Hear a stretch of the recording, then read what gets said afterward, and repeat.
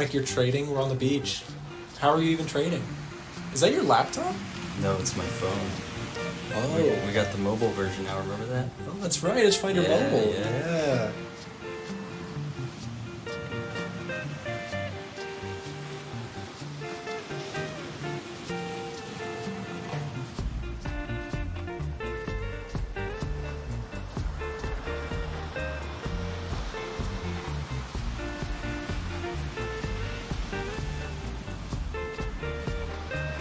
Frank, how many times has that boat gone by?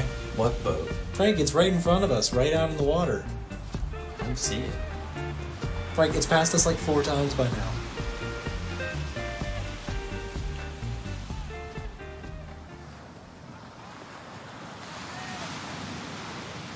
Attention A1 Trading Show fans. If you're interested in getting free access to the Edge Finder or our premium trade alerts, listen up. For a limited time, our show's partnered broker 8cap is giving out free access to our products when you sign up for a new trading account with them. If you already have a broker, you may want to consider switching to 8cap because of their low trading costs, a wide range of trading assets, and their amazing customer support. If you'd like to get access to our software and Discord server for free, click the link being dropped in the chat right now and ask one of our team members for more information. Don't miss your chance for free products and an award-winning broker. Now, back to the A1 Trading Show. All right, good morning, everybody. Welcome back to another live stream. It's a big one today. We got PCE numbers. This is another measurement of inflation, and it's a big one.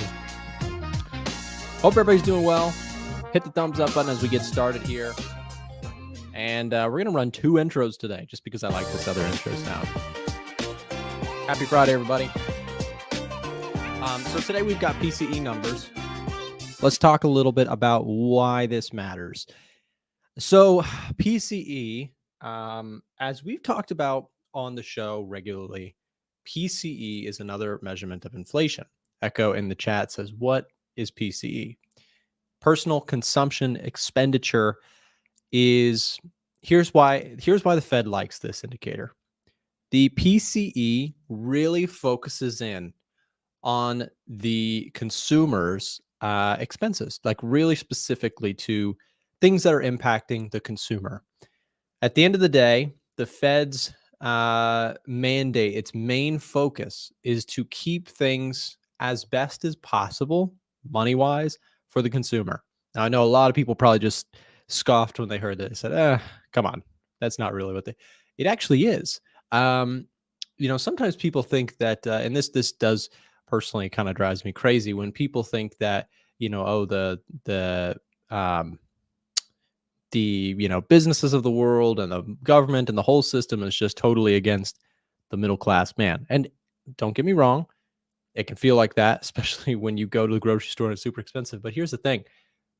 If you understand how the economy really works, what you definitely know is that the middle class consumer is imperative to the rich getting richer, right?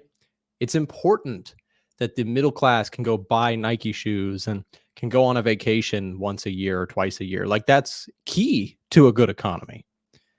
And it's kind of weird. Like, you got to think about, like, for the rich to get richer, they actually need the middle class to be doing well. As weird as that might sound. Trying to get an Edge Finder trial, but no one. We've had so many people applying recently, Taryn. I apologize for the delay on that. We will likely get back to you. If you don't hear from us, my team is not yet in the office, but someone will be able to answer our live chat support center within about 10 minutes. So if you'd like a trial, you can also just message us on our website, a1trading.com. and you can speak directly with a real person on our team. Morning, James. Morning, everybody. Thank you for being here. Hope you're all doing well. So my point about the middle class, right? It's really important to the economy.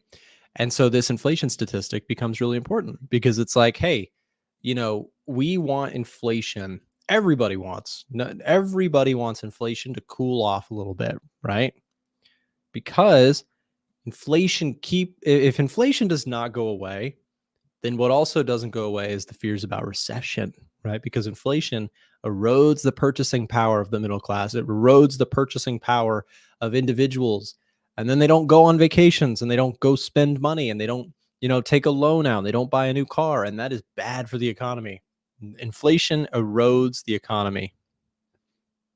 So today we have inflation statistics. Now, many of you guys might be familiar with CPI or PPI, or wage growth is another inflation statistic that we often talk about. Usually comes out with NFP.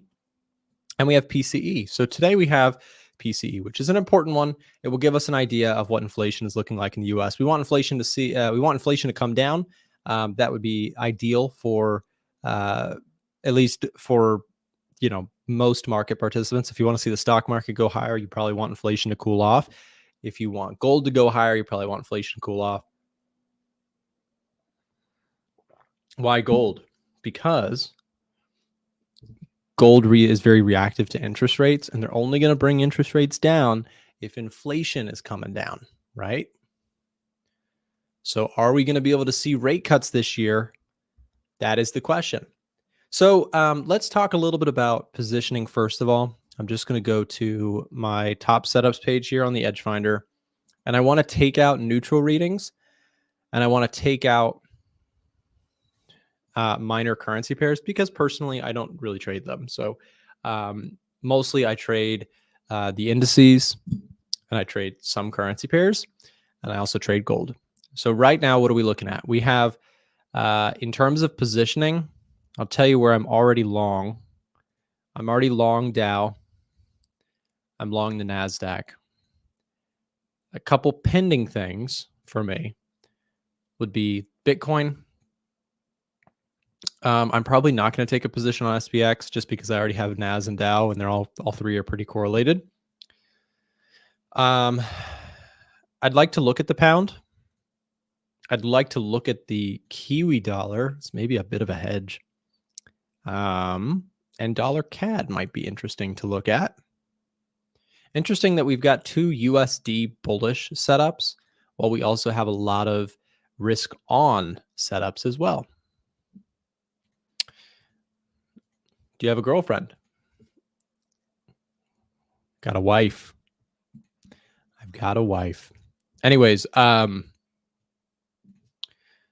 Jones still very bullish on the Edge Finder for me, so I'm going to watch this one close.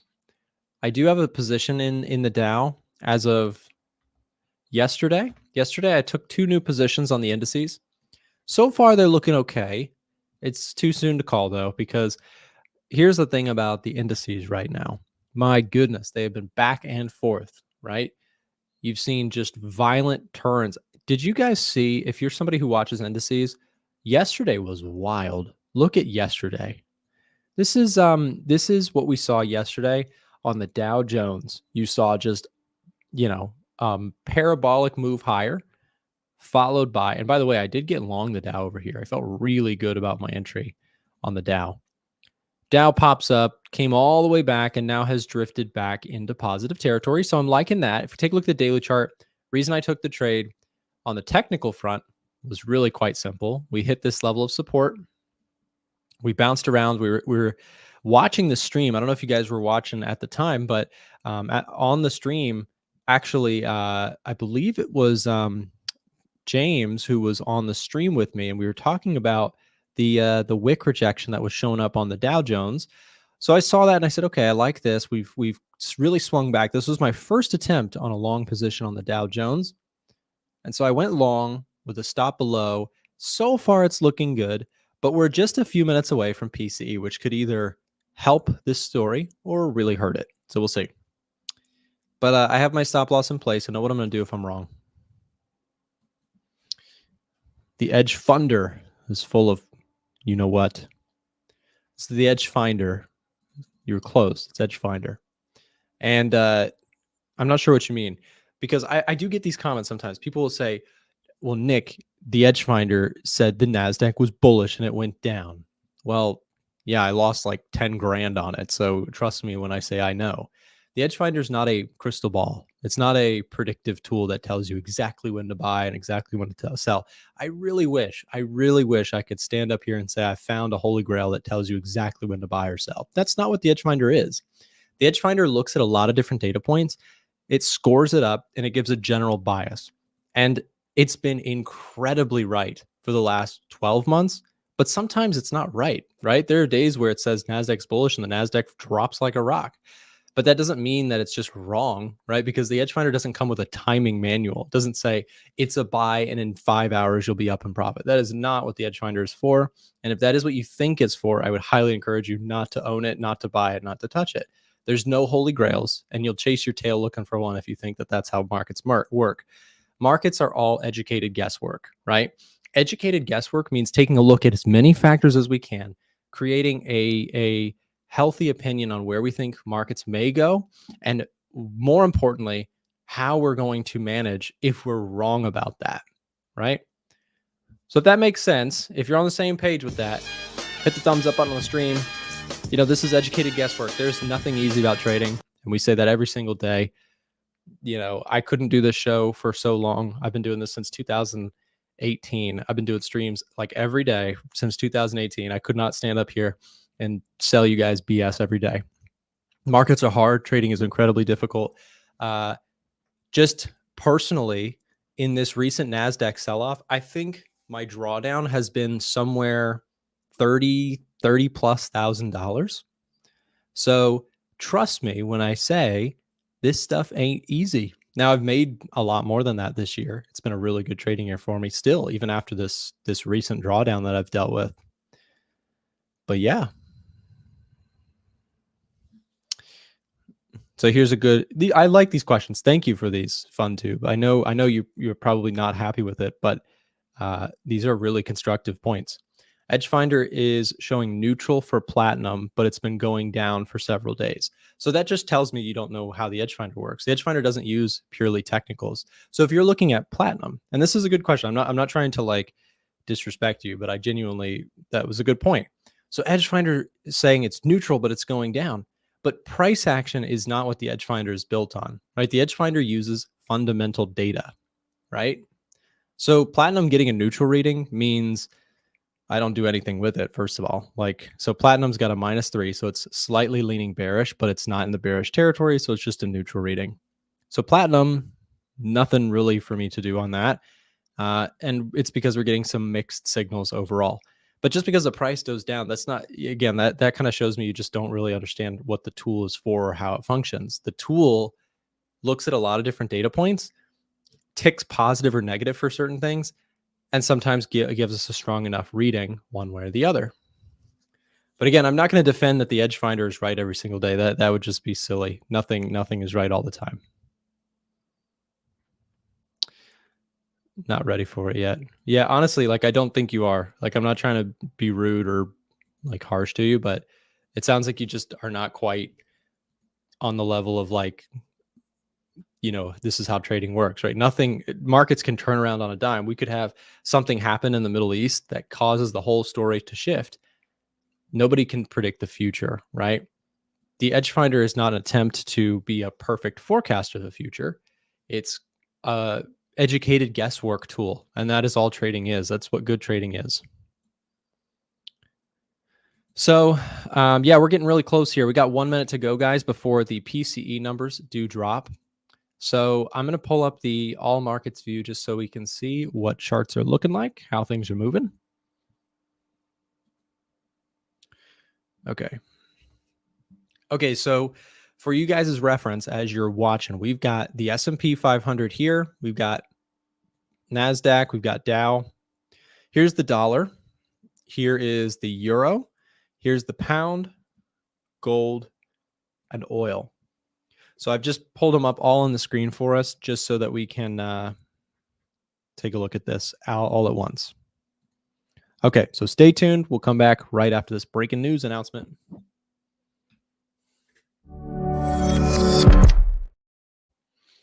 All right, guys, let's see what we get for PCE numbers. We'll watch the reaction first, and then we'll take a look at the numbers.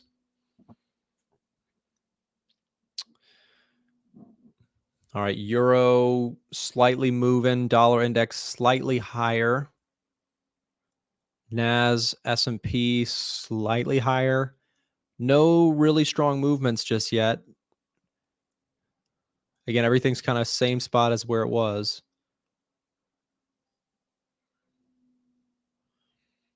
Dollar index popped up higher and then came back down. Let's see if we can find out the numbers.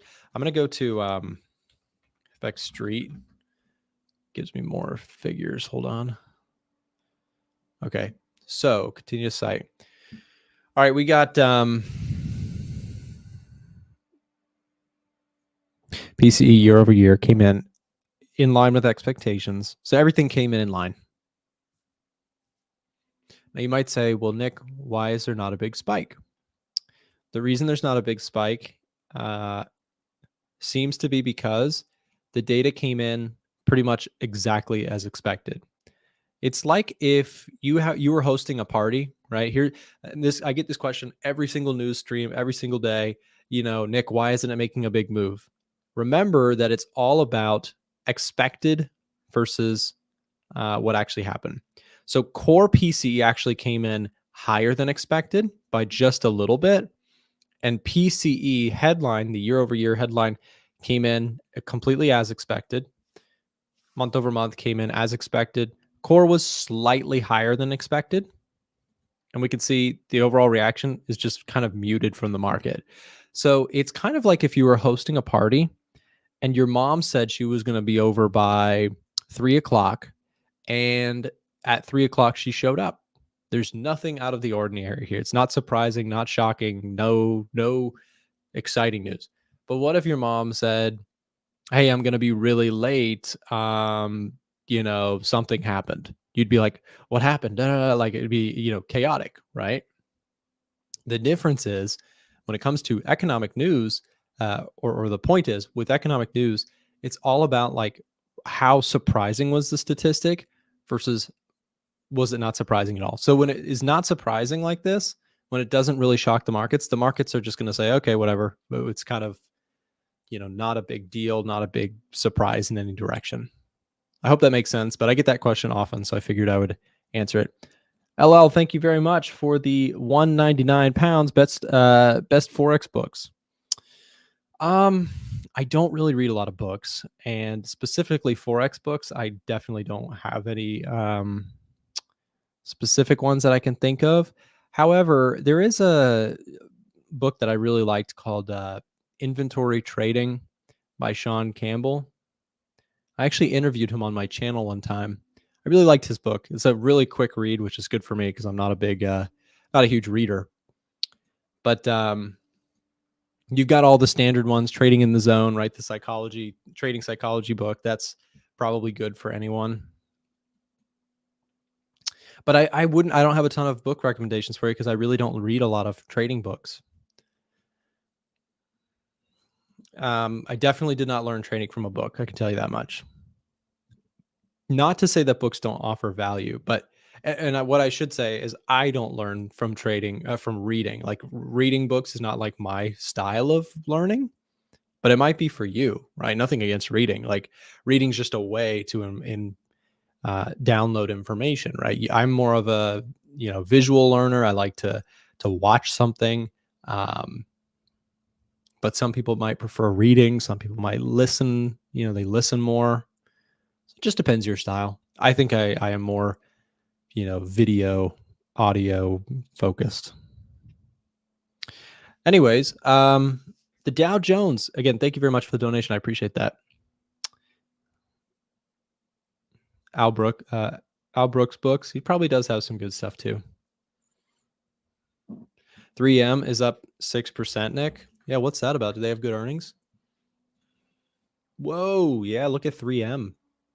I wonder if XLI, the industrials ETF, is up today. Let's see, is it? It is 1%. Very, very nice. NASDAQ's up about 1%. The S&P is up 0.75%, and Dow is up 0.5%. Gold's up 0.5% as well. Gold's been taking a beating. Let's talk gold for just a second.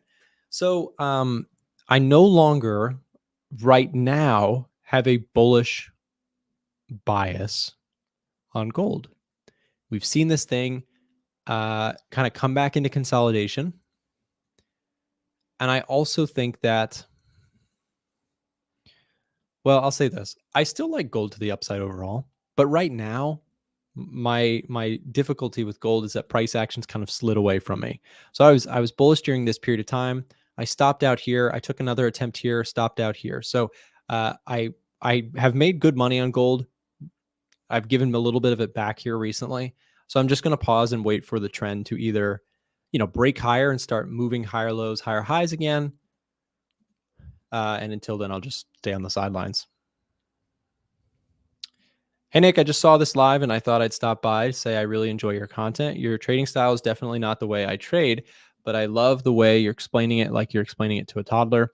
It's understandable and clean. Thanks for providing value, sparing your time here. Thanks so much. I really appreciate that.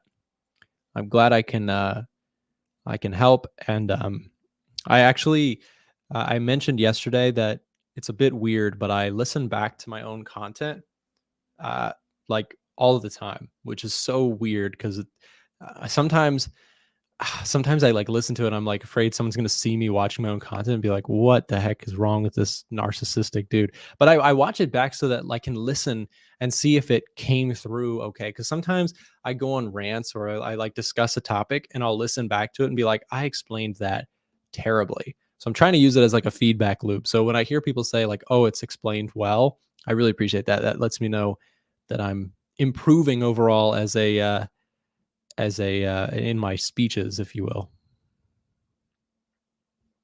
Why is NZD falling? Let's go look at NZD USD for a second because it was on the Edge Finder. Yeah, look at this. Wow.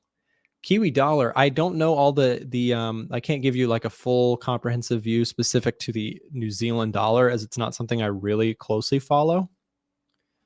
But yeah, because the dollar is not even particularly strong. That is really NZD weakness. So I bet you if you pulled up like NZD JPY, this thing's probably a nightmare. Yeah, look at that. Look at that drop. That's a daily chart, by the way, guys. Whoo, my goodness. A 9% drop, 922 pips. What a drop. NZD. What about the Australian dollar against the Kiwi dollar? Yeah, even this one is trending, and this is one of the least trendy pairs I know. NZD CHF. Shoulda, coulda, woulda, shorted that one. I'm short the dollar Swiss, but Kiwi Swiss is just a waterfall lower right now. My goodness. Hi, mate. Aussie guy here. Hey, the Twitter people are showing up today. Thank you guys on Twitter for hanging out with me. Also, if you guys are not, if you're watching on YouTube rather than Twitter and you would like to find me on or x.com, my handle on there is @TraderNickFX, I believe. You guys can find me there. Aussie guy here. Got any advice for someone who's 22 with say 5K to play with and has been breaking even for a while now? Also a good Aussie broker.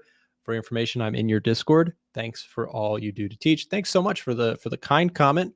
So 5K is a great amount to start with, in my opinion. As long as you're trading slow and steady and you have a strategy. And also if you're at the break-even stage, congratulations. You've made it past where 90% of traders will go. 94% of traders will never get to break even. These are anecdotal numbers. So if you make it to the break-even stage, wow, you did something very hard to do. To get to the profitable stage, I'm sorry to say, is way harder, right? It's like getting to break-even is really hard. Getting to profitable, consistent is darn near impossible. Now, I say that to discourage people who think this is an easy way to get rich. I say that frequently. If you love this stuff and you are like, I eat, sleep, and breathe the financial markets and studying them, then you have a chance of becoming profitable. If you're not in that camp, I would say stick to a demo account, putz around with this as a hobby, but do not put a large amount of money because you can really wreck yourself if you're not like so fully bought into trading. Don't trade with large amounts of money. So in regards to getting to the profitable stage, backtest. That's a big one. Practice your risk management. I have a whole playlist on my YouTube. If you're really serious, go to my YouTube channel, go to the playlist section. And I believe there's like a how to build a winning strategy guide. And there are no cheat codes in that. It is just step by step how to find profitable strategies through pure hours and hours and hours of back testing. Stress testing is another one that I think is important. Forward testing, getting sharp on your risk management.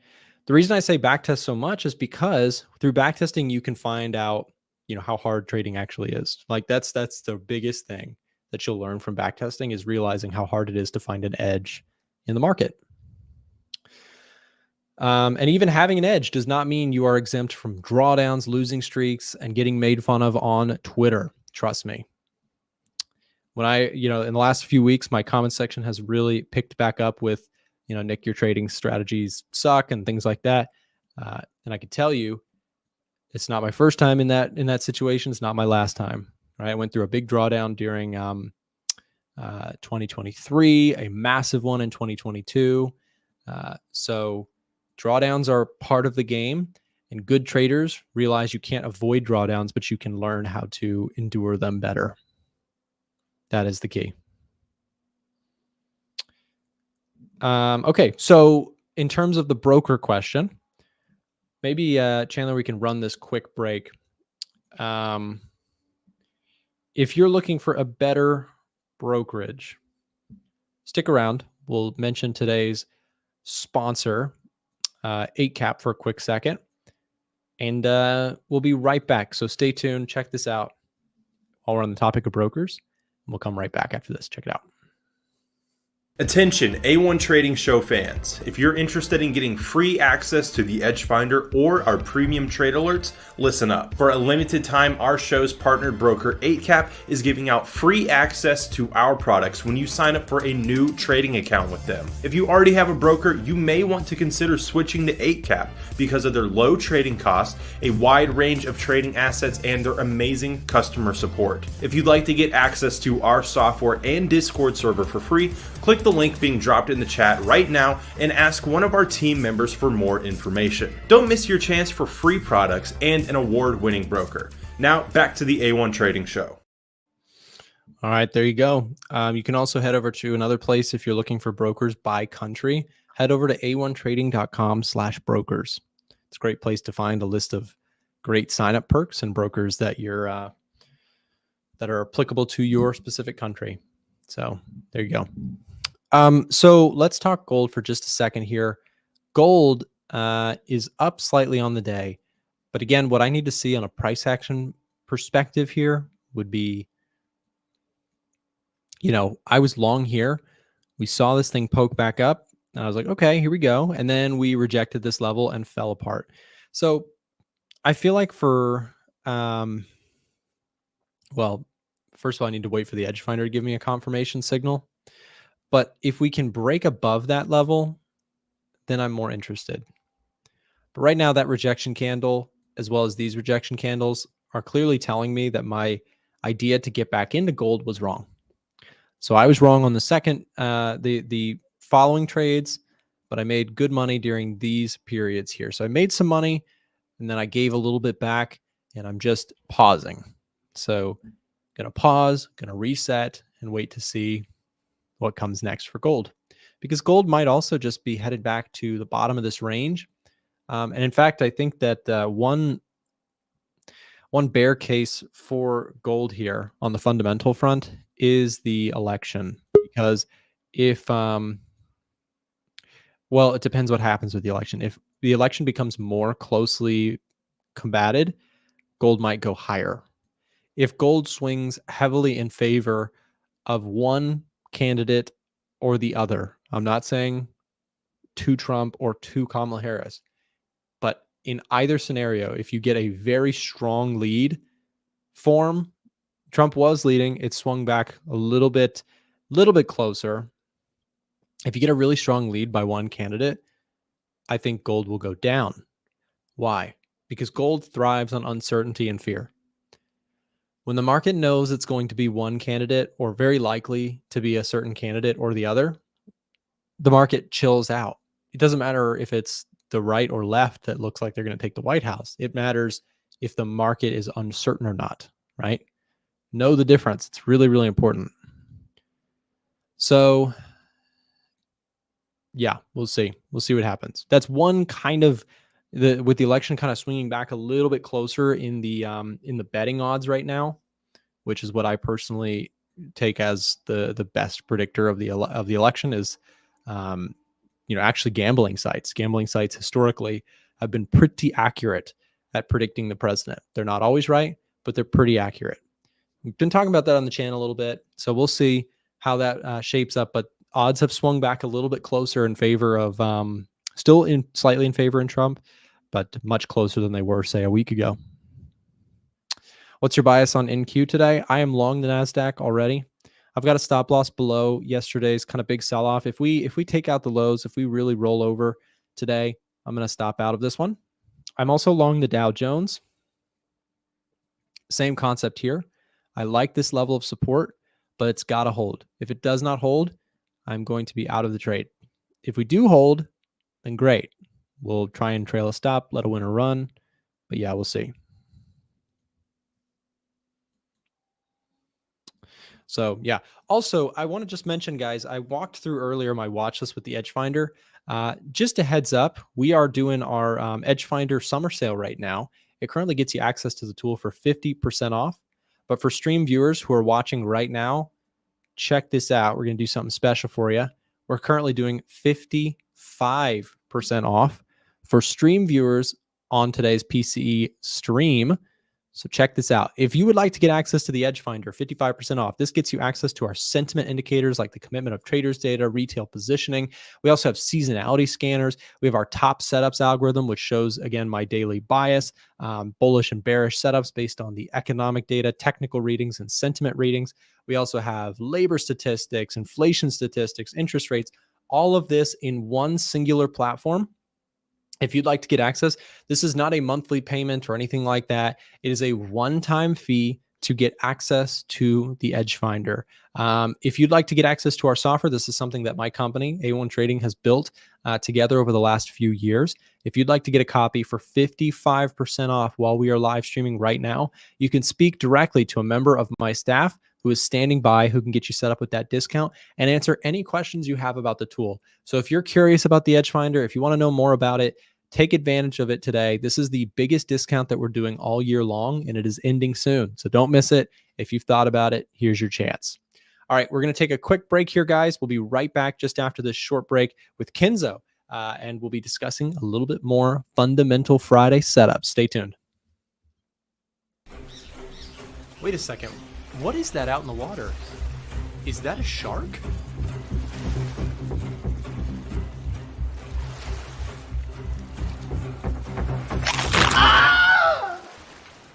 Yeah, thankfully he only took half off my surfboard.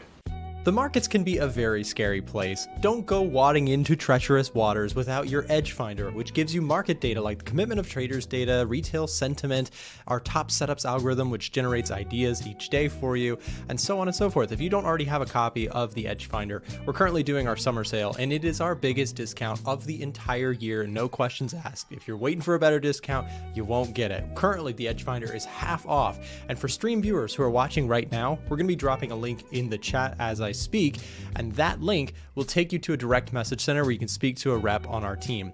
That rep can get you 55% off so that you're no longer swimming out with the sharks.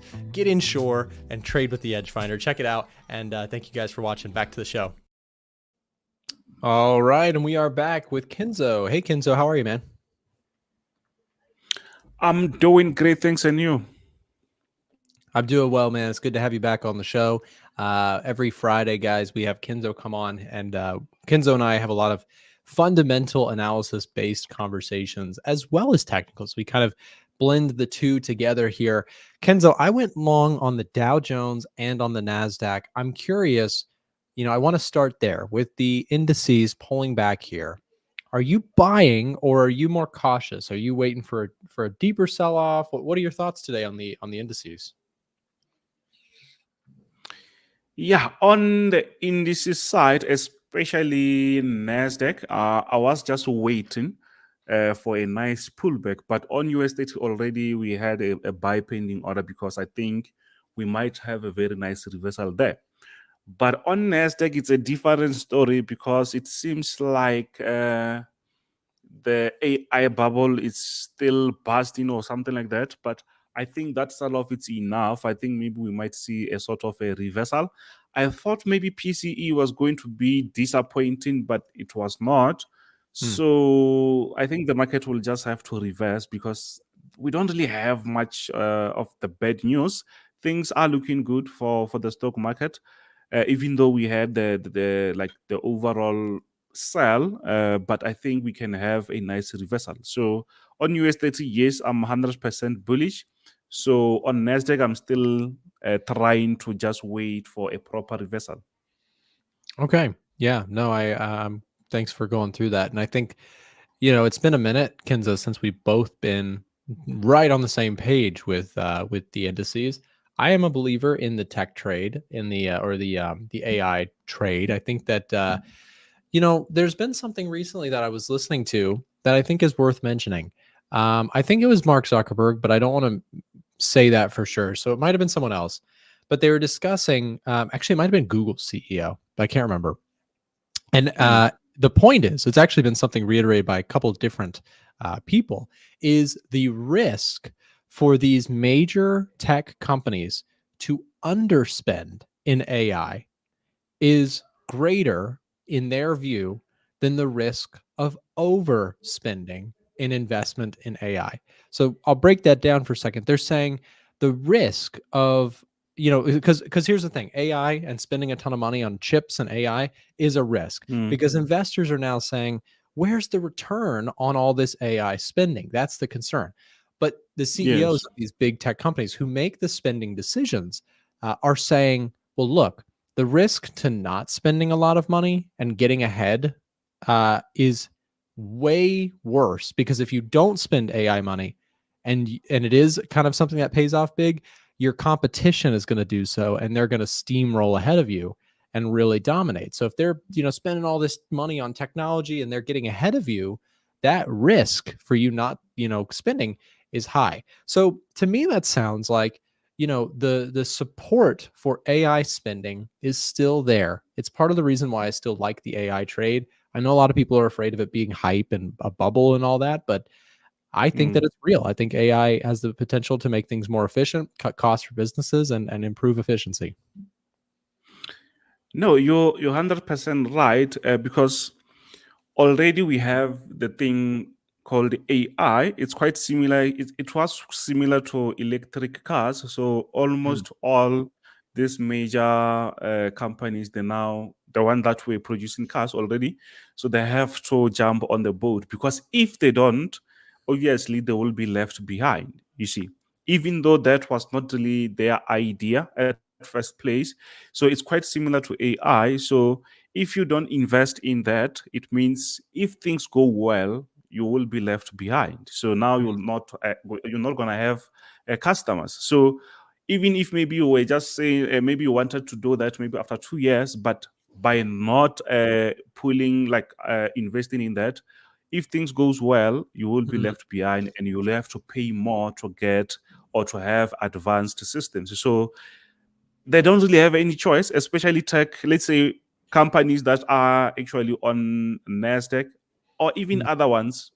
You don't really have any choice. So you have to Yes. have that. So unfortunately, AI currently or at the moment, they don't really have quick results that we can say, okay, this is a product that uses AI, except ChatGPT.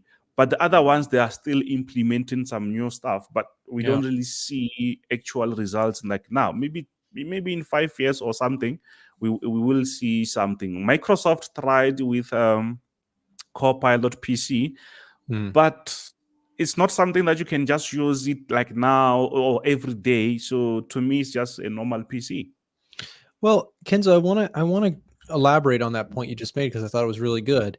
Check this out. So I'm looking at Nvidia stock, and we've talked about Nvidia like a million times together. But I want to just, to your point about if you don't spend on AI, and you don't, Mm, well, more importantly, let's say the latest technologies, which the latest technologies are these super advanced chips that are coming out of Nvidia.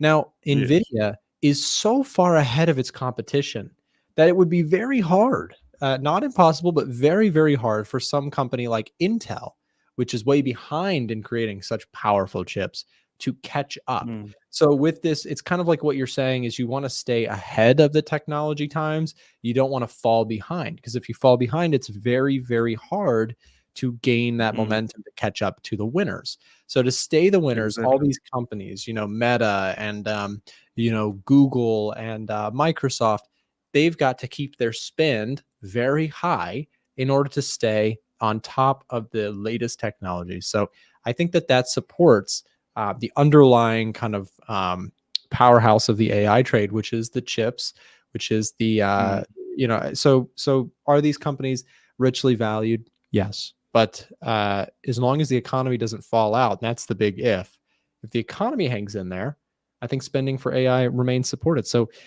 I guess we'll see, but I do like the dip in the indices, the Nasdaq. I'm also long the Dow Jones as well. So we'll see what goes on there. What do you think about the dollar index? Have you been watching this one at all? Yes, I think I thought maybe it was going to move today, but it seems like it's still stuck at the same level since last week. But the overall structure here, it's still on that uptrend. If maybe we break this support area, maybe we will see the market starting to go lower. But next week we have interest rates. Maybe something will happen. But at the moment, we can see that we stuck here. The market is just consolidating. Maybe we will see maybe the market trying to push higher. But it seems, or we can see that it's struggling. So it's not like the dollar is quite stronger or weaker. We're just on the same level. So I'm just waiting for a proper move before we can decide. But at the moment or during these times, mostly we will see the overlap, like the market doesn't really correspond to each other. The correlation is not really the way we know it. We know very well that mostly when we see gold going down, we were going to see a dollar index going up, but now it's a different story, you see. Yeah, no, exactly. I wanted to also show you this, Kenzo, and you might have already seen this, but for the audience as well. I've got the Fed Watch tool pulled up. As you just mentioned, the Fed meeting that happens next week, July 31st. We have a meeting, and currently the expectations are that we do not cut interest rates next week. However, if anything changes between now and then, we could see this number actually get bigger. And this number, to its credit, around floating just under 7% for a chance of a first interest rate cut, shows something in the market's attitude towards interest rate cuts. Now, I saw something else. This is more interesting. So probably not a cut next week, possible, but unlikely. But then you look at September, and this is where things get interesting. The September rate cut is where most people think, oh, that's probably where we're going to see our first rate cut. But check this out. If we take a look at September, yes, there's a chance, or there's a strong chance. It's almost it is saying a 100% chance of our first interest rate cut in September. But this is the interesting part. There's an 11.9% chance now, according to Fed Funds Futures, that we actually see a 50 basis point rate cut, which is basically like 2 rate cuts, right? It's like 1 rate cut's being 25 basis points or 0.25%. 50 basis points would be a pretty aggressive cut, or not aggressive, but it's a much bigger cut. So we may not see the cut in July's meeting, but we may see a double-sized cut in September. I don't know. What do you think about that? Do you think we could see 50 basis points? Yeah, that is too big. 50 basis points is too big, unless if maybe they're trying to cover for the rest of the year, or if maybe they want to cut 3 times, but they see that they no longer have enough time. But I think maybe 25 basis points is the way to go. But anything can still happen. I think that way they will be little bit aggressive if they go that route. Yeah. Yeah. And probably what this would tell you, Kenzo, would be, I actually think that it'd be better. We would probably assume that the economy is perfectly fine with this. But if this happens, now you're probably going to get a little bit concerned about, is this economy a little rocky, right? Because if they're jolting a bigger rate cut into the system, the the trend usually is when the Fed cuts rates or raises rates, they typically do so, and it ends up looking like this. It looks like a stair stepping where they just keep doing something, and then what we've seen Slowly, recently yeah. is, yeah, they and then they, this is the idea. So once they start cutting rates, they're probably going to cut rates for a while. So I think that it's probably, to Mm. your point, a little too soon to start that process next week. But perhaps in September, we see the first rate cut, and whether that's a 50 or 25 will depend whether or not the economy is showing more signs of cracking by then, or if it's holding in there. So we'll see, I guess. Mm. Yeah, but if maybe, let's say there is that possibility of cutting with 50 basis points, I think it will be better going with the 25 now. Let's say 25 basis point this July, and in September also 25. Not to go aggressive, because that will be actually aggressive. So because if they can cut with 50 around September, why not now with a smaller 25 basis points? So I don't. But we will see. But I don't think they will go that aggressive. And Yeah. unfortunately, I don't really know after September how do we still have other rates, or maybe they're going to be next year. So because we still have other ones. Because if they cut with 50, you might find that the other event they might not even cut. Something like that. You see. Yeah, that's true too. I would generally agree, and I also, like I said, would actually feel a little bit nervous if we saw 50 rate cut, 50 basis rate, because then it's like, wait, why didn't we? Is the economy showing a lot of signs of cracking? Is that why we're cutting 50 basis points? That'd make me nervous. And again, rate Mm. cuts are only positive. This is something we always have to reiterate to people listening. Rate cuts are only positive if the economy is still doing okay. But if the economy is doing poorly and you're cutting rates, that's cutting rates to save the day because things are breaking, not because, hey, inflation's chilling out, we can lower the Mm. rates. There's two different stories there. And actually, historically speaking, when the market sees, steady rate cuts with the economy doing, decently well, stock market flies. But when the economy is doing bad and they're cutting rates to try and help out, that's not good, right? That's like recession side of things. So that's where you hear people say, like, when they start Yeah, rate that cuts, the is stock market's going to crash. Yeah, panic. yeah, right. Yeah, that will be like a sort of panic. It's not gonna look good, especially on the indices. So that will give us something like maybe we expecting a recession or something. You see. Yeah, and that's the thing, is we'll have to see where that all kind of plays out overall, with the next few weeks before the September meeting. Are we going to see the economy, normalize? We want to see Mm. jobs data, but we come in not not bad, but not really good either, right? We really want to see just what we've been seeing, like healthy jobs creation, but not explosive jobs creation, because that would be inflationary, or crashing jobs creation, because that would be recessionary, right? We just want to see the Goldilocks zone. We want to stay kind of inflate or jobs data is coming in okay, but it's not coming in bad or too strong. So that's that. I think I made a point yesterday that I think that the NFP report next week is arguably going to become more important for a little bit than the CPI report. I think that jobs data will be very, very important to this market going forward, because now we're watching the Exactly. economy. So Yes, that and obviously we don't actually want very hot, maybe around 200 something. Let's say below 300K, it will be much better. So we don't really need explosive like NFP, because if that is going to be higher, it's going to be difficult for them to cut the rate.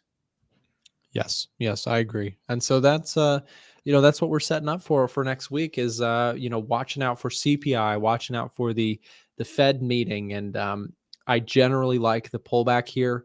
I do think that inflation will continue to roll over. We've seen a nice trend starting here on inflation. We see the labor data cooling but not crashing. I think that the soft landing Mm. is possible, But we've got to really watch the next few weeks to see if September's cuts are a things are looking good rate cut, or if things are not looking good rate cut. And there's a very big difference between the two. Exactly.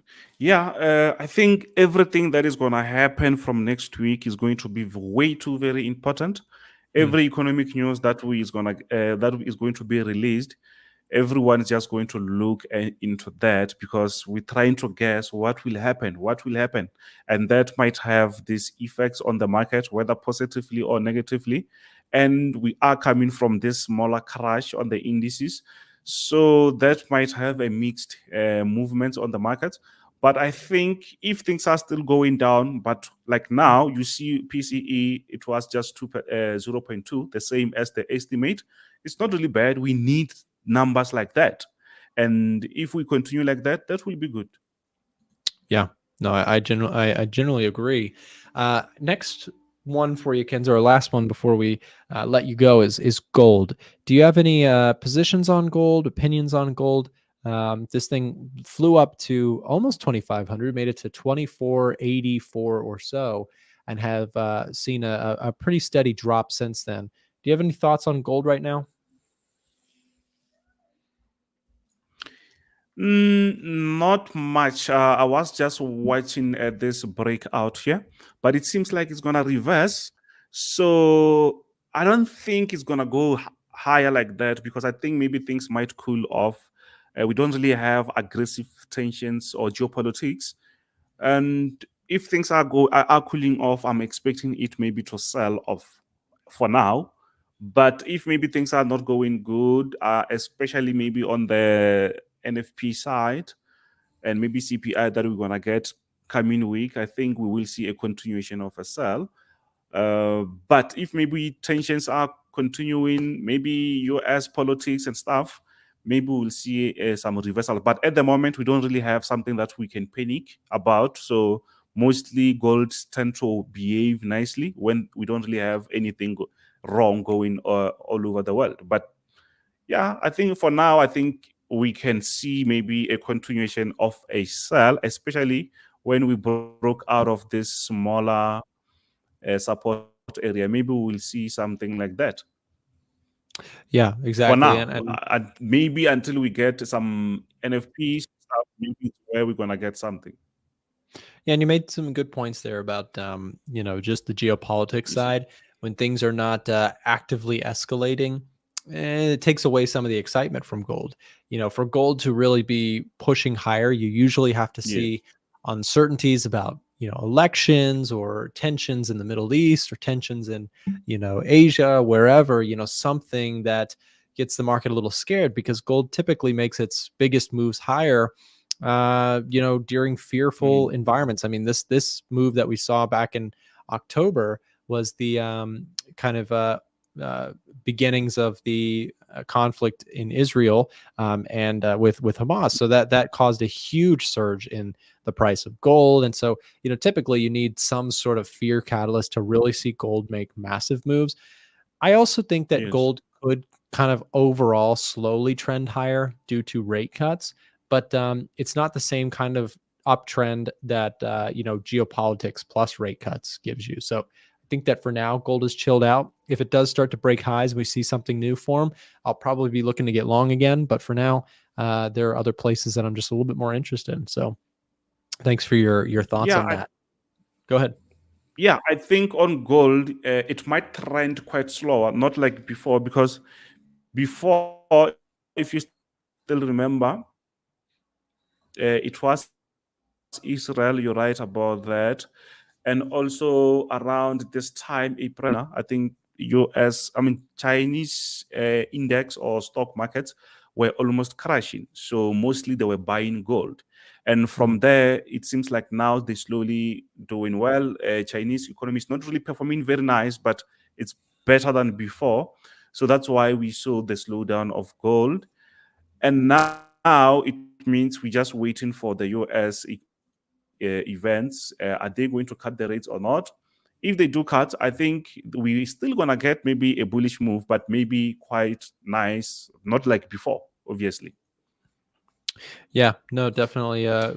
All good points. Well, Kenzo, I want to thank you for coming on the show each week, and of course today with your commentary. I think it's a really, really important time as we kind of count down the days until a rate cut this year. It seems like it is going to happen. The question is it going to happen for the right reasons or not? We will have to see, and I'm sure that you'll continue to help us with that each week on the show. So thank you for coming on. And for everybody who's listening, let's take just a quick second. If you guys have not already followed Kenzo on his YouTube channel, he's got a YouTube channel where he puts out free, great content to help out traders. So it's Extra Hot Forex on YouTube. We've dropped a link for your convenience in the chat. Do us a big favor. Make sure to go subscribe, check out Kenzo and support him just to show appreciation for his commentary. Kenzo, thank you very much for coming on today, man. Thank you very much, man, and also your viewers. All right. See you, Kenzo. Always good to have Kenzo on, guys. Bye. Again, definitely good stuff there. When it comes to the fundamental side of things, you want to get opinions that are, you don't always want to just hear from one person. And that's the important thing with, I think, this show is, I have my biases just like anyone else does. You want to hear from somebody who may think differently than me. Don't let, and this goes for anybody you listen to, avoid echo chambers where people only, reiterate what they want to hear. They only let people on their show that exactly speak the same. There are plenty of times where people have a differing opinion and they come on the show. And I think that that's a service to us all to get, healthy conversations going and back and forth dialogue. So anyways, if you're enjoying the show, do me a big favor. Hit that thumbs up button.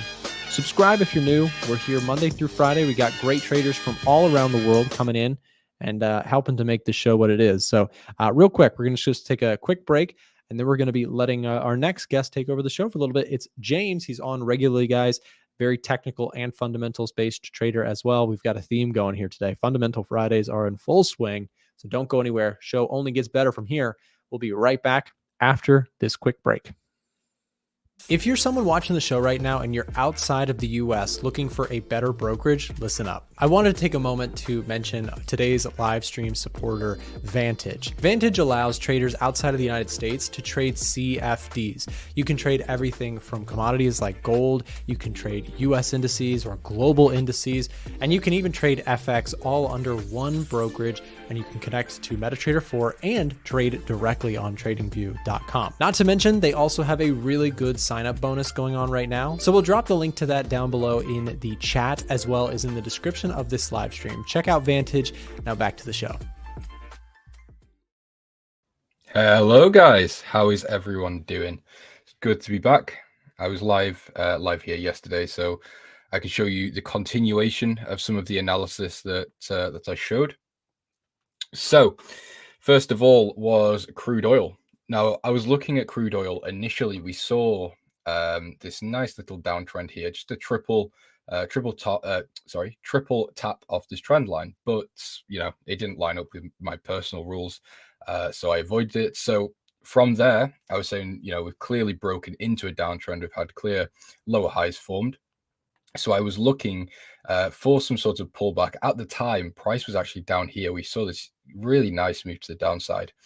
And I woke up this morning. We had a really strong pullback. We had a very impulsive 4-hour candle. And I was saying, this looks pretty good for a little pullback, and it lines up quite well with this 50% pullback. It's not perfect.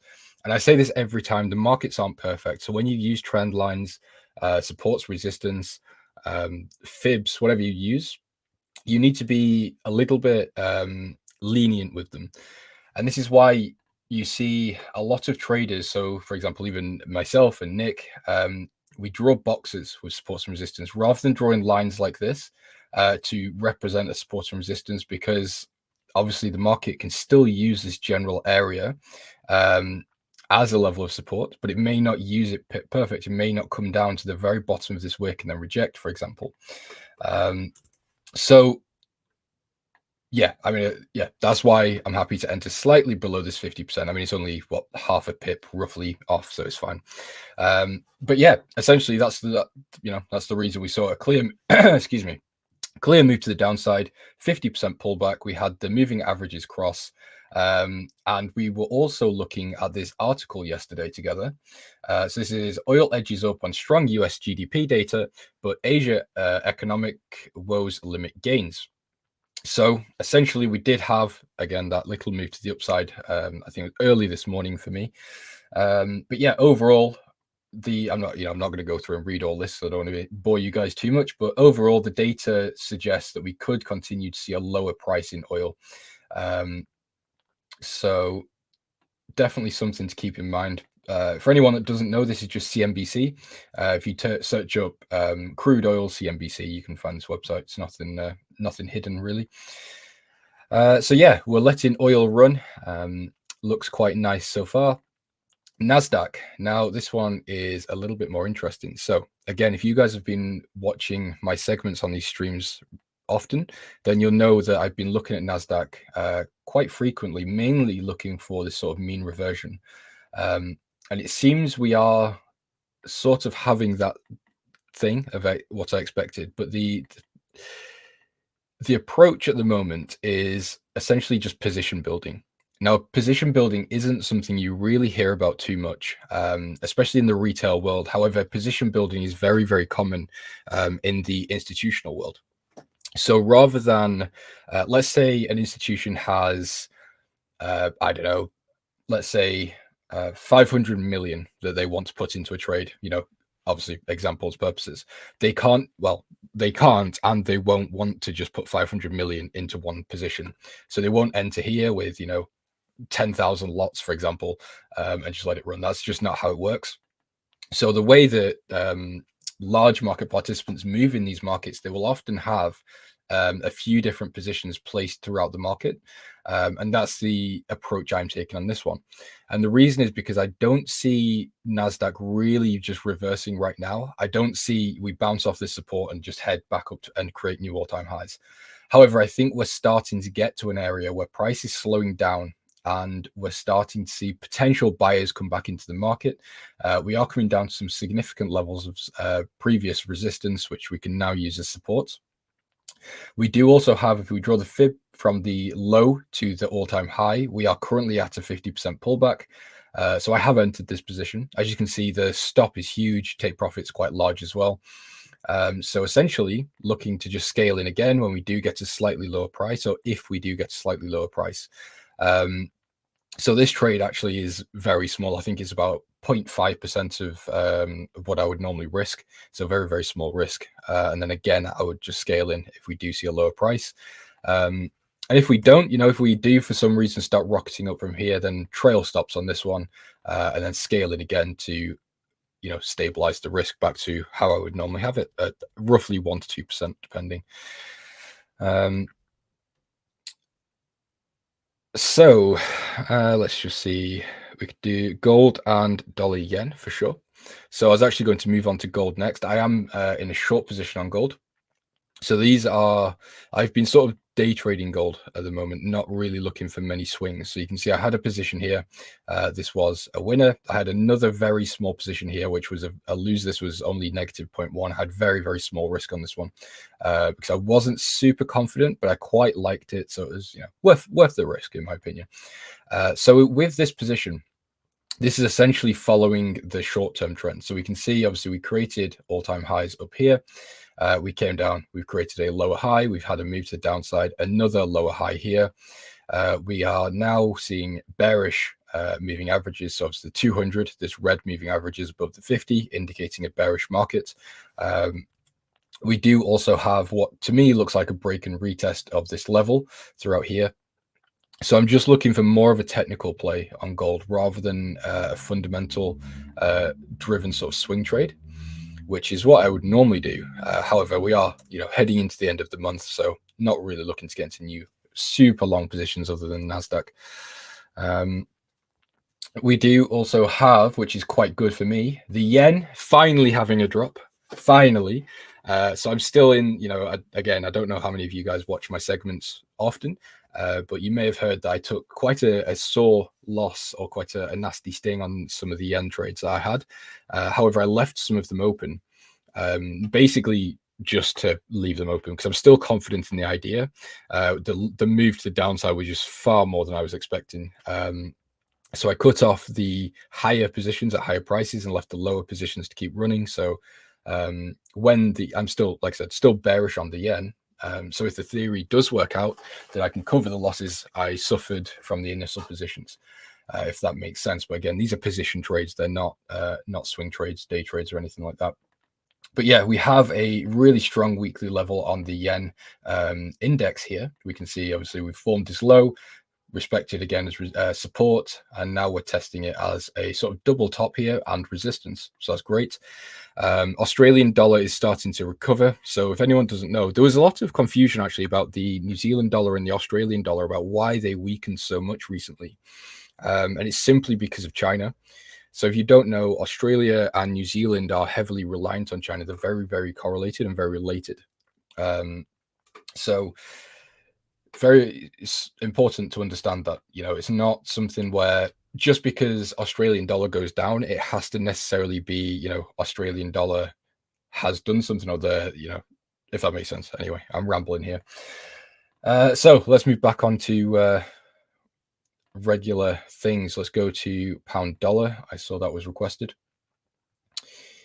So hopefully we can see a slightly higher price on pound dollar. And the reason I say that is because I still want to go short, but I just think we're not quite ready for that yet. So I'm waiting for the Fed cuts, essentially. And I'm going to move on to the Fed cuts in a moment because I've got something that may be interesting for you guys if you are fundamental traders. So yeah, I think the pound still has some steam left, in my opinion, but not much. So the reason I say that is because we obviously had the elections in the UK not too long ago. Well, almost 20 days ago, roughly, give or take. Now that was a sign of relief for the economy. It was more of a case of, okay, finally the Conservatives are out and we can start potentially fixing things like healthcare and public services, and even generally just the economy. But the huge issue really is that they can make small changes and make some steps, but I just don't think it's enough, and I don't think they can fix, how do I word this, the rate of how they can fix things I don't think can keep up with the rate of the problem. I don't know if that makes sense of what I'm trying to say, but that's the best way I can think of it right now. So overall, I still think, like I said, I still think the pound has a little bit of steam left to come a little bit higher. And then very bearish, especially with the Fed cuts coming. I think we could see slightly higher prices on pound dollar. So we're at a really nice level here. And this does look like quite a clean break and retest. We obviously had this high over here that acts as resistance. You can see it was rejected as well back here in June. So this is the 1.28 level roughly. Let's just see if this lines up. Almost. So this actually does look quite nice for a buy from a technical standpoint. Prices basically come back to the 200 moving average. We are hanging around this 50% pullback level. So I don't see really much reason we couldn't potentially head higher, at least back up into this level here at the 1.31. But yeah, we will see about that. Now onto the Fed cuts that I was saying. So I've got another article I want to show you. Now this is actually quite a good example of you don't need to be super intelligent and have Bloomberg terminal and all these crazy things to just get a grasp on what's going on in the markets and sentiments and all those types of things. You can simply just go on investing.com, Bloomberg, Reuters, free websites where you can just read thoughts, analysis, ideas, and economics. So essentially, Bank of America is only looking for one Fed cut, and they are looking for it in December, which is quite interesting. So again, I'm not going to read all this out. You can feel free to go to the website. The article is obviously called B of A's out of consensus call. So yeah, we can just have a look here. Overall, Bank of America continues to hold the view that the Fed will cut rates once this year in December. and are less concerned about the risks of sharper economic slowdown. However, they acknowledge that September cut is now closer to their baseline. We think markets are just back to being overly optimistic about the upcoming cutting cycle. A dovish Fed, soft July employment, or a repeat of June's inflation could change our thinking. So something to keep in mind as you are trading into the coming months, because obviously there's a huge talk at the moment about the September rate cuts. So it'll be interesting to see if we do get that, or if it's just just word of mouth and rumors. So yeah, I lost big amounts in the yen too. Lol, money comes and goes, brother. Yeah, it's fine. I mean, when I say it was a nasty loss, it was more of an ego hit rather than a financial hit. It's money, it'll be made back, or it's already been made back. It's profit that's just been decreased, if that makes sense. It's not like I've taken a hit to my bank account or anything. GU will go long when Fed cuts rates. Yep, exactly the idea. However, Fed cut, again, referring back to that article, essentially the September rate cut's already priced in. So it's essential to keep that in mind too. Pricing in markets is very important. And that's one of the reasons, actually, when we get results like Nick was talking about earlier, when the results of, let's just take NFP, for example, come out exactly as consensus, we don't see much of a reaction. And that's because that's already priced in. That's what people have expected. They've already put positions into the market. It's not really changed anything. However, when there's a surprise, so if NFP overshoots, undershoots, that's when we start seeing the market go a bit crazy, because it's shocked as people opening positions, closing positions, taking profits, taking losses, and those types of things. So it'll be a very similar thing when the Fed does cut rates or doesn't cut rates in September. So just keep that in mind.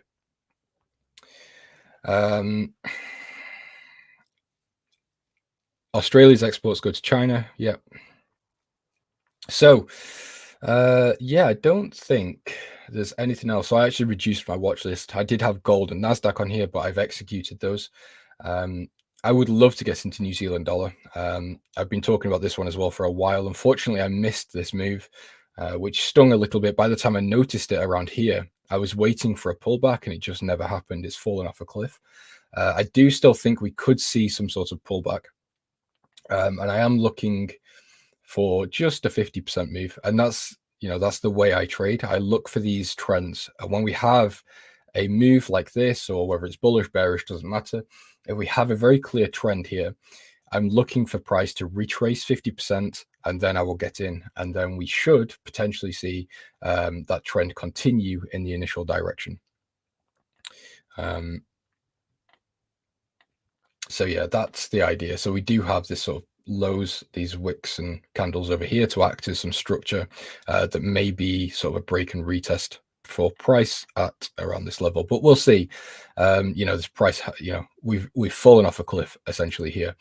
So some sort of pullback to, I like to say stabilized price. That may not be the right way of saying it, but pullbacks are necessary. It's rare to see a continuation like this. A move like this, and then a continuation where it just continues to fall and fall and fall, unless there's something major. So like New Zealand yen, for example, that was a perfect mix for the New Zealand yen to just drop off a cliff. And that was on the daily chart. So yeah, but even Bitcoin, when Bitcoin rallies, it quite often can have some quite nasty pullbacks if you look at the sort of the daily, weekly charts. Dollar yen, for sure, we can take a look at dollar yen. So as I said, I am in some yen positions. So the two lines you see here are my buy positions. So I am in drawdown on this one.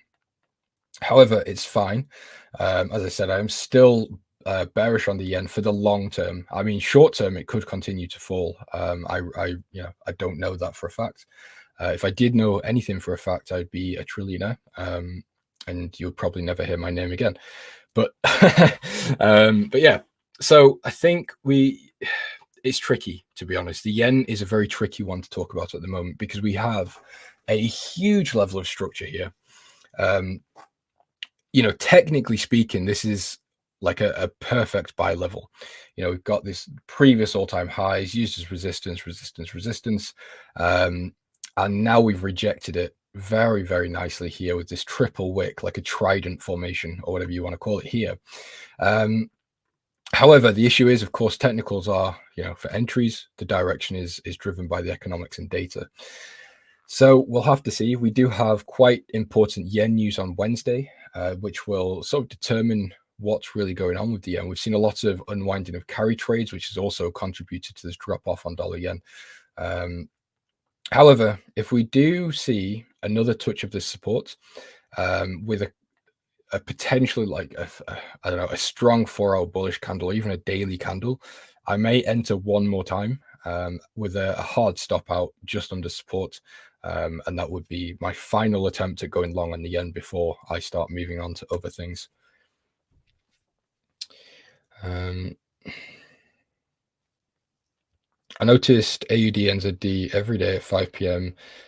Eastern time, market rollover. The price drops and then goes back to 459. Price over the next half an hour, sometimes up to an hour on a spread account. Can you trade this? So if you're looking at 5 p.m. and you're trying to trade it to a 459, that's I assume you'd need like a 30-second chart to a 1-minute chart, maybe even 15-second chart. Spreads will destroy that strategy. You will need a Razor account or a raw spreads account. You will also need a broker that will facilitate that, because high frequency trading, essentially, which is very close to what you're trying to do, not necessarily easy for retail traders to pull off successfully. What about 23,000? Which pair are you talking about? I assume you're talking to someone else. US oil, we've just covered oil. I am short oil. Oops, wrong button. I can pull the chart up though. Here. Moving really nicely, actually. And again, just for some transparency, here is the trade on a live account. This is my IG account. This is my more personal account. I also have a Darwin account here where you can see the open position. So we've got the NASDAQ trade I showed you. We've got the oil trade, and we've also got the gold trade, which I've shown you all of those on this stream. But yeah, I think let me just check my little list and see if there's anything. We can cover some edge finder things as well. I just need to make sure I'm on track time wise. Like yesterday, I left too early. Normally I leave and overshoot my time, so time management on these streams can be a bit tricky for me. So I just need to double check. Okay, so there's no one on after me by the looks of it, so we've got a bit of free reign here. So yeah, edge finder is looking quite juicy at the moment, actually. Pound card, Dow. I actually took a scalp on Dow last night. Took quite a nice short position. Worked out quite nicely, gained around 1.1% on that one. Australia, New Zealand, bullish. Pound New Zealand, USD CAD.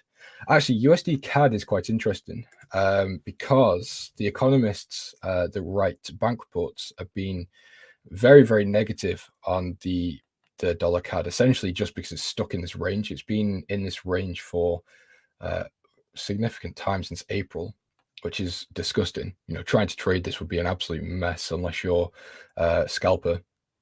But yeah, we are seeing a breakout here, but we also have this previous high, so it'd be interesting really to see what happens.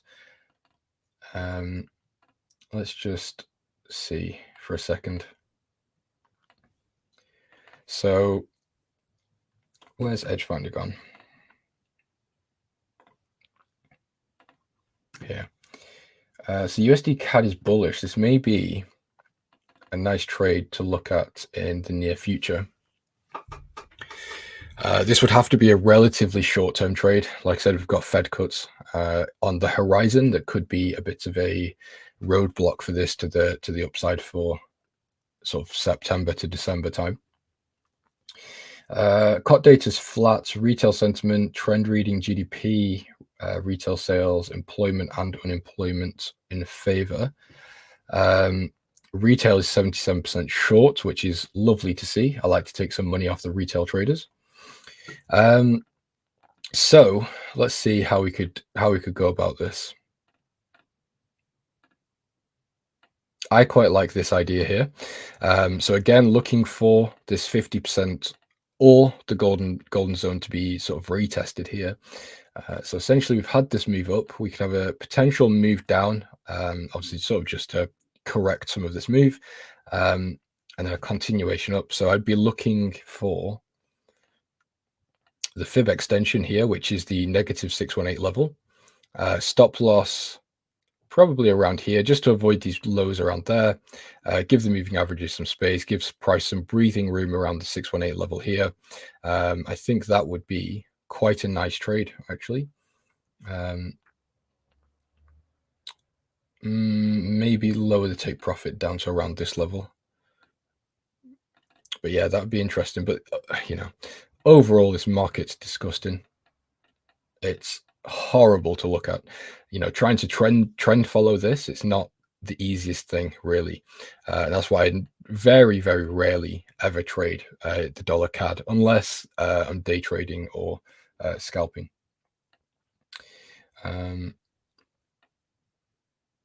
So let's see.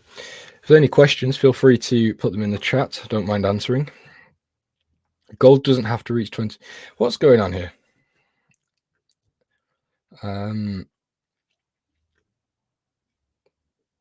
It seems like you guys are talking about gold. Yeah, I'm not sure. Out of the loop on that conversation. So yeah, I think gold might have to be a little loss on this one. I may just call it today on gold and just call the week. Although, just looking at this 50% move here, I may give it a little bit more time and just let it run. And if we do breach, I'll be stopped out, which is fine. I just don't want to be holding gold into the weekend, really. But I don't think I'll have a choice on this one, which is a bit unfortunate. But there we go. Thoughts on Australian yen? So again, I'm in the Australian yen to the long side. This is where I took a bit of a nasty loss. Actually, I had my initial position was roughly around here. Had to close out when I actually closed out for the loss right at the bottom down here, which was yeah, a little bit. Actually, no, sorry, it wasn't around here. It's probably more around this area here. But yeah. So again, overall, I am bullish on the yen pairs, but there is a sort of time horizon there. It may, for the next couple of weeks, maybe even the next month, it may just continue to fall. However, when I say I'm bullish, I more mean sort of over the next year to 2 years, which is why I'm happy to hold these positions. I'm happy to sort of, you know, if price drops, I'll close out this position here and I'll add in another one potentially down here. And that way I manage risk. So I'm, you know, cutting losses relatively early for this strategy. And then I'm adding on at lower prices. So when price does come up, it corrects and I can take profits and cover the losses and end up in some profit. Every correction on UJ sell setup. Yeah, recently it has been. That is something else we could do. I keep saying we, but something else I could do actually is start hedging. I could go in for a short position on UJ here and hedge out of some of my positions. I may consider that actually. We'll see. Maybe initiate that one on Monday. As I said, I'm done for the week now, really. Watching UJ 151 to 150, then maybe buys. Yeah, the problem is that's all technical stuff, and we do have the news coming. Let me just pull up the calendar so I don't get it wrong. But it's likely that it could be quite bullish for the yen, which is not good for me. Let's see, give me 1 second. So I think it's Wednesday. Yeah, here we go. Yeah, there we go. So we've got the Bank of Japan interest rate decision, monetary policy statement, and a few other little bits. But these two will be quite important. So it's, if you are trading the yen or you're looking to trade the yen, just make sure that this is in your calendar, and make sure that you manage your risk around this period, because the yen pairs could get quite messy. And if these are bullish for the yen, it's not going to be good for anyone trying to go long on the yen pairs. So I may even close out just before them and just accept the loss, because I'm not sure I'm willing to hold. General idea is that it is going to be quite good for the yen.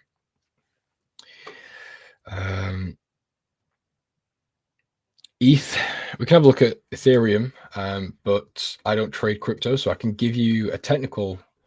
I can give you a technical idea, but I can't really give you much of a, what's really driving Ethereum, because I've got no idea. Actually, when was this? June. Must have been streaming, because I don't remember taking that. Give me a second. I actually technically quite like this. Prices at the 200 daily moving average. Let's see. Does this? So this is the golden zone that seems to be working out quite nicely on Ethereum. This is the daily chart. It doesn't really go back any further than that. So we do have this sort of support zone. We are creating higher lows by the looks of it, reacting from this daily 200 moving average. RSI's just come out of oversold.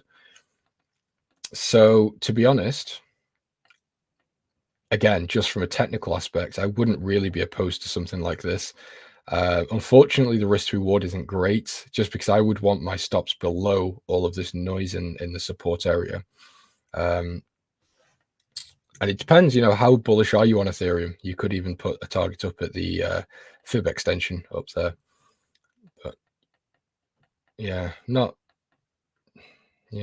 really anything else, I don't think, on Ethereum technically. The loonie is crazy, considering Canada hold the third most oil reserves in the world. Oil news definitely affects it. Horrible price chart at the moment for USD CAD. Yeah, it is. No trade set up on USD CAD. Wait for 1 hour impulse move to correct, and then buys next week. Lots of CAD news. ETH second capitalized after BTC. Interesting stuff. Yeah, I don't know anything about crypto really. It's just not something I've been too interested in. I traded one meme coin. I got destroyed on that one. But it's fine. But yeah, generally speaking, so Solana, Ethereum, Bitcoin, I'm not really involved in those markets. So I can give very limited insights. I did hear Trump wanted to use Bitcoin as something to do with the dollar. I can't remember off the top of my head. I did hear it on Twitter, so it could just be rumors and a load of rubbish. I'm not sure if it's true or not. But if Trump does start incorporating Bitcoin into sort of the dollar, that would be quite interesting. I assume that would be very, very good for Bitcoin, but again, I could be wrong. I'm looking for longs on AUD CAD. What do you think? So AUD is a bit of a tricky one. As I said, we did have a really big hit to the Australian dollar recently. So let's see, actually. Looks like we are seeing a really nice reaction off this level, actually. To be honest, if you are looking to go long, I would wait until Monday. So I would wait and see how this daily candle reacts. If we can close a strong bullish daily candle on the Australian dollar index, that's a very nice sign that this level has been respected, and we could see a bit of a correction of this this move to the downside. So let's see what you're looking at here. Yeah, I understand why you want to go long. It does look nice. Could be buying quite cheap.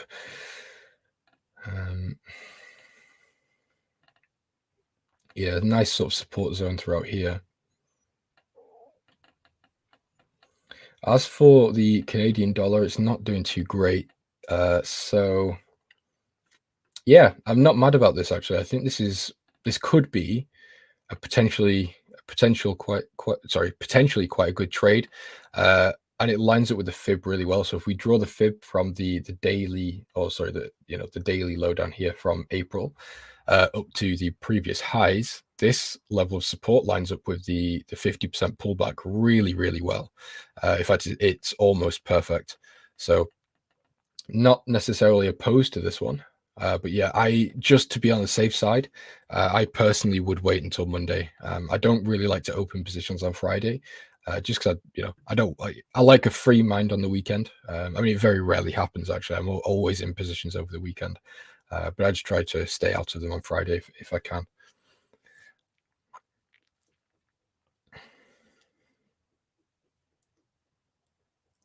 Why do you think the Aussie has been getting hit by the dollar fundamentally? I assume you mean on the Australian dollar chart. Let's have a look.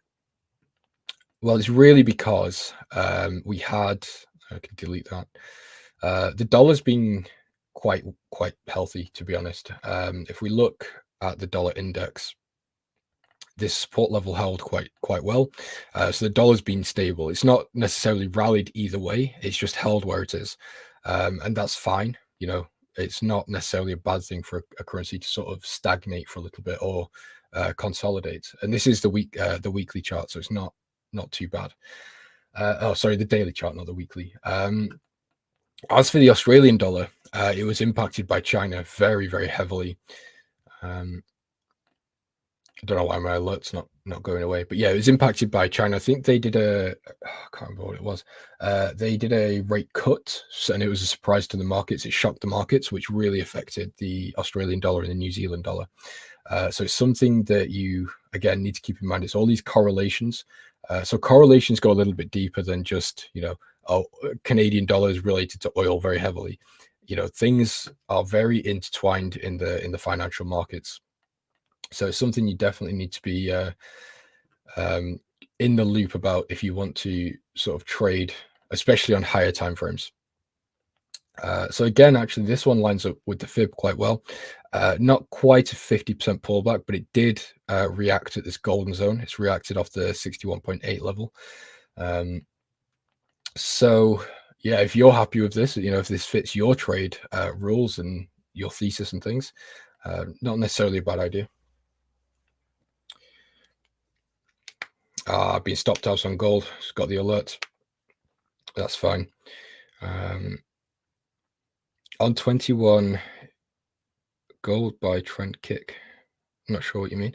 Hey, James, USD CHF still bearish? Yeah.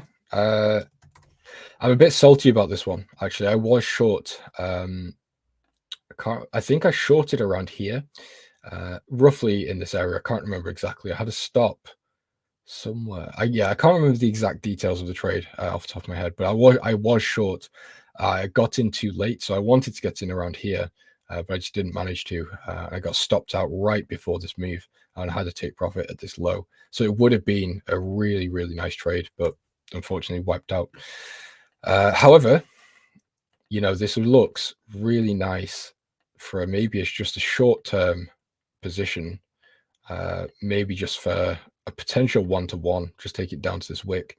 But we do have this level of support. Price broke below, it's come back up, so this is the retest in my book. And then maybe just take the profits off here. Obviously you could go for a longer term trade, but I'm just saying that because it's Friday, and personally I don't want to be in a longer term trade right now. But yeah, maybe if the H4 closes bearish, engulfing the previous H4, I might take this one. I'll be off stream by then. It's 3 hours away, so we'll see.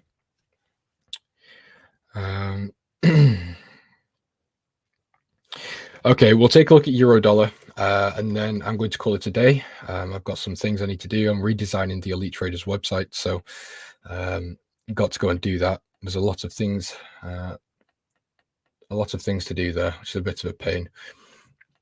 So euro dollar looks bullish at the moment. I think it's a similar thing to what I was saying about the pound dollar. I think we could see higher prices, especially with the Fed cuts that have been discussed. However, I wouldn't be opposed to potentially shorting euro dollar off one of these highs. And this is, I've not really researched this one enough yet to say that I will definitely do it. It's more just a rough idea at the moment. Because obviously this will be again into sort of 2025. So I'll need to do a bit more of a deep dive into the economics behind it and the forecasts and things and see what's going to go on there. Because like I said, I'm planning to short the pound dollar, and I've got all the research to back that up at the moment. It's just waiting for the entry timing. But yeah, for the sort of foreseeable future, I don't really see why we couldn't continue up. The trend on the 4 hours is bullish, the daily looks bullish. So maybe even just a tap into here, and then we can reevaluate. So yeah, we'll see. But I think a lot of the dollar pairs now are anticipating rate cuts. So we could see bullish movements as we come into that as more pricing in comes. But yeah, around September will be a very, very key time, because if they don't cut rates, we could see the dollar start acting a bit sporadically as we start pushing up. And then actually, yeah, I'm not sure if they don't cut rates in September like everyone's expecting, we could see the dollar push up and then a repricing again for the potential cut in December, as I showed you on the article earlier.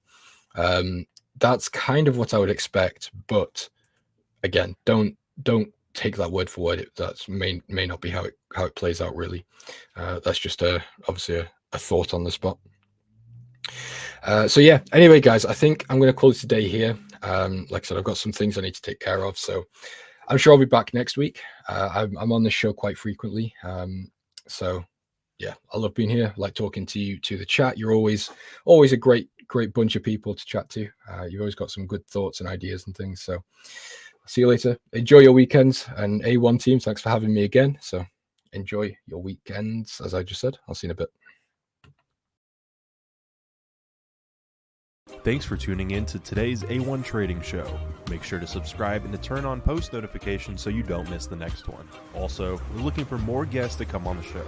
If you're comfortable being on camera, have trading experience, and you're looking to grow your audience exposure, we'd love to have you on. In the live stream chat and description below, we'll drop a link to apply to be a live stream guest and join in on the conversation.